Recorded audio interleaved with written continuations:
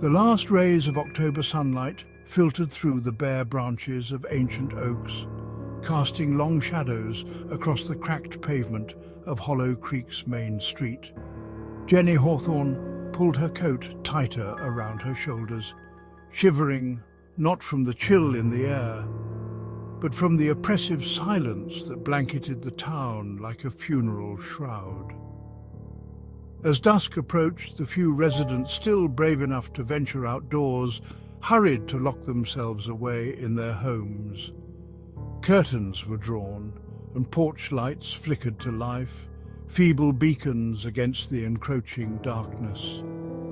Jenny's footsteps echoed hollowly as she made her way to the town's small library, her sanctuary in a place that felt increasingly alien with each passing day.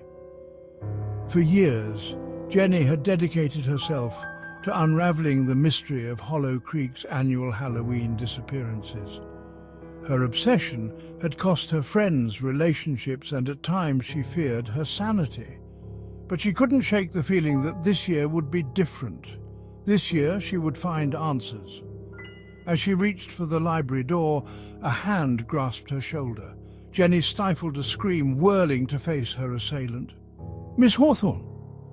The man who stood before her was tall and lean, with sharp eyes that seemed to cut through the gathering gloom.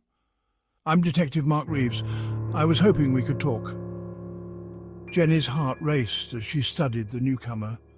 She had heard whispers of a detective being assigned to investigate the disappearances, but she hadn't expected him to seek her out so quickly. "Of course, Detective," she managed, her voice steadier than she felt. "Please come inside." As they entered the library, the musty scent of old books enveloped them. Jenny led Mark to a secluded corner where stacks of newspapers and local records were piled haphazardly on a worn oak table. "I've been expecting someone like you," Jenny said, gesturing for Mark to take a seat. "But I have to warn you, this town, it doesn't take kindly to outsiders asking questions." Mark's lips quirked into a humorless smile. "I'm not here to make friends, Miss Hawthorne. I'm here to solve a case. And from what I hear, you're the person to talk to about Hollow Creek's unique history." Jenny nodded, her fingers tracing the edge of a yellowed newspaper clipping. "It started over 100 years ago," she began, her voice low. "Every Halloween night, without fail, someone vanishes. No bodies, no evidence, just gone." As Jenny spoke, Mark's skepticism was evident in the furrow of his brow and the tightness around his eyes. But as she laid out her research, the patterns, the strange symbols found at each disappearance site, the eerie similarities in witness accounts, his expression slowly changed. "I know how it sounds," Jenny said, noticing his shift in demeanor. "But there's more. Look at this." She pulled out a faded photograph, its edges curling with age. It showed a group of stern-faced men and women standing before a gnarled oak tree. At the center of the image was a figure whose face had been burned away, leaving only a dark, smoldering hole. Mark leaned in, his eyes widening. "What am I looking at?" "The town's founding families," Jenny whispered, "and at the center, well, no one knows. But every time I try to research that figure, I hit a wall.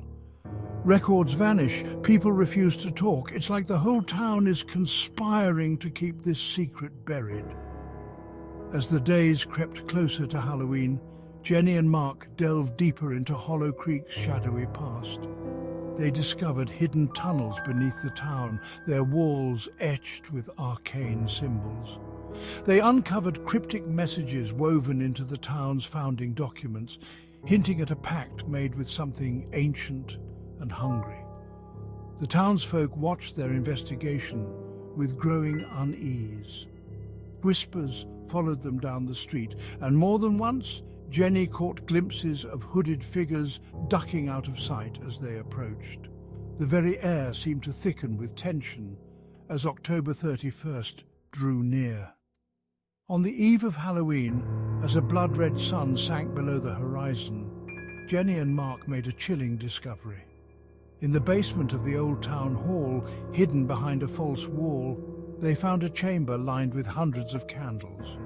At its center stood an altar of rough-hewn stone, its surface stained dark with what could only be centuries of spilled blood.